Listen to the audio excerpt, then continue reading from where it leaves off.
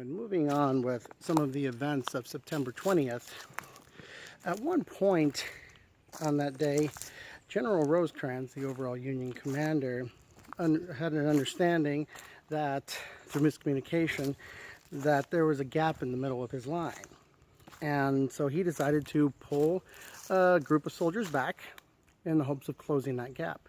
However, he unwittingly opened a gap in his line. We're talking a serious gap. We're talking a half mile. And coming in that area were 3 Confederate divisions, 2 of which were under Longstreet's corps, Generals Hood and Generals McLaws, their divisions, those who had wreaked so much havoc in the Wheatfield, Peach Order, and Devil's Den at Gettysburg not even 3 months earlier. And so I'm actually standing by a memorial of Kershaw's South Carolina Brigade. This is one of the areas where Kershaw's brigade of McLaws's division actually did some of the fighting.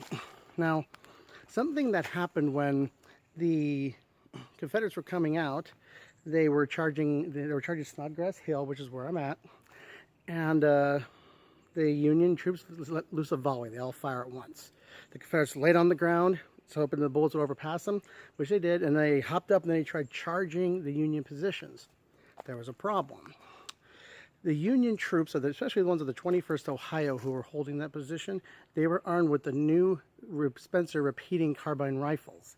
That is where they had 7 shots. It wasn't entirely a perfect technology yet, but they were able to fire shot after shot after shot. So here comes the Confederates charging up that hill with them, thinking they got time between it takes them to load a muzzle loading gun, and here the guns kept firing. So the Longstreet's corps took tremendous damage in attacking that area. And most of the army Union Army retreated by this point, but General Thomas of the 14th Corps actually held his ground in this area. And because of his stubbornness in front of the enemy and his unwillingness to move, he would go down in history known as the Rock of Chicamauga. So later on that evening, he'd finally get the word from Rosecrans to begin his retreat, and he would slowly begin his retreat back to Chattanooga with the rest of the army. So there you go.